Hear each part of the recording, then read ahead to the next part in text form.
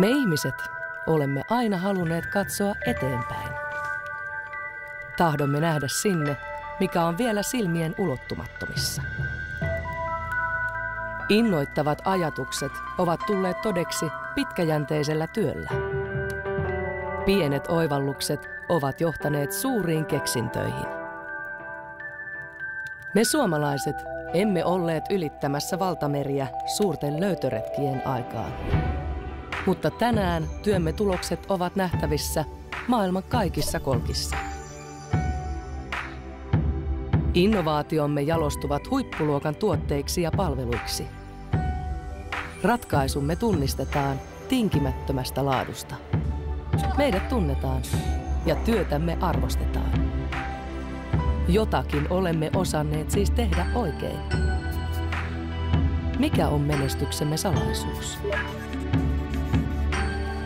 Teknologia ei ole vain koneiden ja laitteiden valmistamista. Se on ennen kaikkea ihmisille sopivien ratkaisujen luomista. Ne edistävät hyvinvointiamme ja helpottavat arkeamme. Uusien ratkaisujen kehittäminen edellyttää pitkäjänteistä tutkimusta ja voimakasta taloudellista satsausta.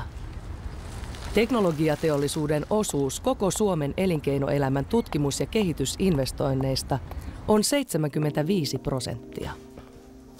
Määrätietoisen kehitystyön myötä olemme kilpailukykyisiä myös kansainvälisesti. Teknologiateollisuus edustaa reilusti yli puolta Suomen viennistä. Runsas 1/4 työpaikoista on suoraan tai välillisesti teknologiateollisuudessa. Suomalainen hyvinvointi perustuu paljolti teknologiateollisuuden menestykselle.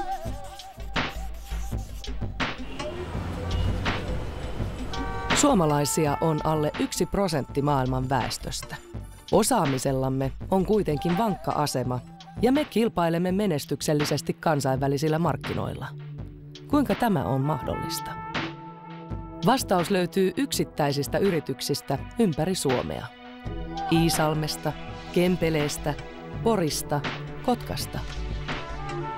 Vahva osaaminen synnyttää uusia innovaatioita. Ensiluokkaisten tuotteiden tekeminen edellyttää ammattitaidon jatkuvaa kehittämistä.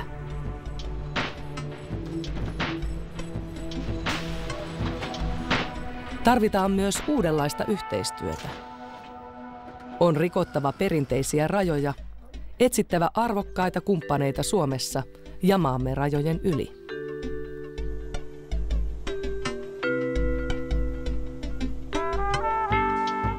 Mutta ennen kaikkea menestyksemme avain on huippuluokan osaajissa, kokeneissa konkareissa ja ennakkoluulottomissa tulevaisuuden tekijöissä.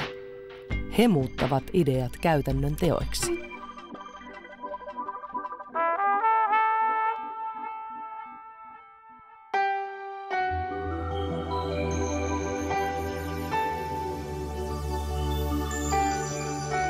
Huominen on mahdollisuuksien maailma.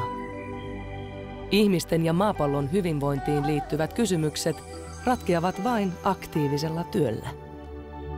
On katsottava eteenpäin ja tartuttava toimeen. Kaikki on lopulta kiinni yksilöistä. Ihmisistä, jotka osaavat luoda innostavista ajatuksista innovatiivisia ratkaisuja.